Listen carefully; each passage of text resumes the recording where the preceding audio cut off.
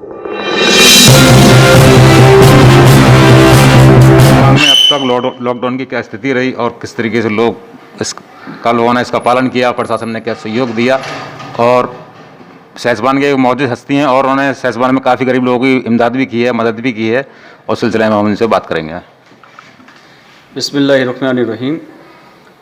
जैसे कि सबको पता है कि 24 मार्च को पूरे भारत को लॉकडाउन कर दिया गया था, और ये लॉकडाउन जो है एक कोरोना वायरस जो एक महामारी के रूप में पूरी दुनिया को नुकसान पहुंचा रहा है। तो इसमें जो बहुत सारे मज़दूर थे, या रिक्शा चलाने वाले थे, या टिर्री चलाने वाले थे, ये ऐसे लोग थे, ये रोज़ कमाते थे, रोज़ का खाना था। तो एक उनके सामने खाने की एक बड़ी समस्या सामने खड़ी हो गई।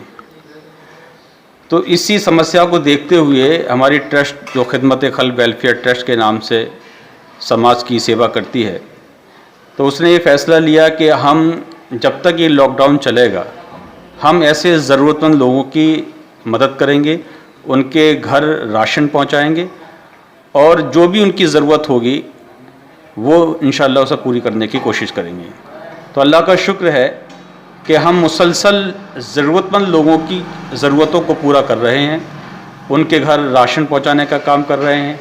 हमारी टीम, हमारे वॉलंटियर्स हर मोहल्ले में जाकर लोगों को देखते हैं। इस लॉकडाउन में डॉक्टर साहब ये देखा गया है अधिकतर लॉकडाउन में जितना समाज सेवियों द्वारा सहसवान के अंदर गरीब लोगों की इमदाद की गई है, इतनी सरकार की तरफ से नहीं की गई है। हाँ, सरकार की घोषणाएं बहुत रही हैं, सरकार ने बहुत घोषणाएं की हैं, लेकिन ज़मीनी स्तर पर वो चीज़ देखने को नहीं मिली है।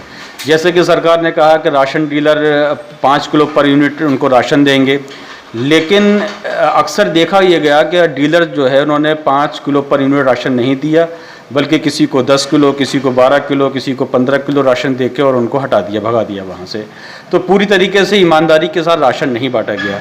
जबकि तहसील स्तर से जो खाना, पका हुआ खाने के पैकेट जो मोहल्लों में जाने थे, तो वहाँ भी भेदभाव काफ़ी हद तक नज़र आया है।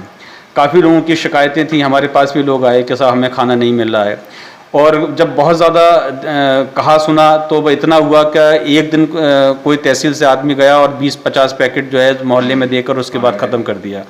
तो बड़ी मुश्किल रही है, और भेदभाव भी काफ़ी जगह को देखने को मिला है। अच्छा, बिजली बारे में क्या कहना? और देखिए, जहाँ तक ये बिजली का मसला है, अधिक तो शिकायतें आ रही हैं लॉकडाउन 1 मार्च से अब तक लोग मांग कर रहे हैं, 1 मार्च से अब तक कितनी बिजली हाफ किया है, माफ़ किया है।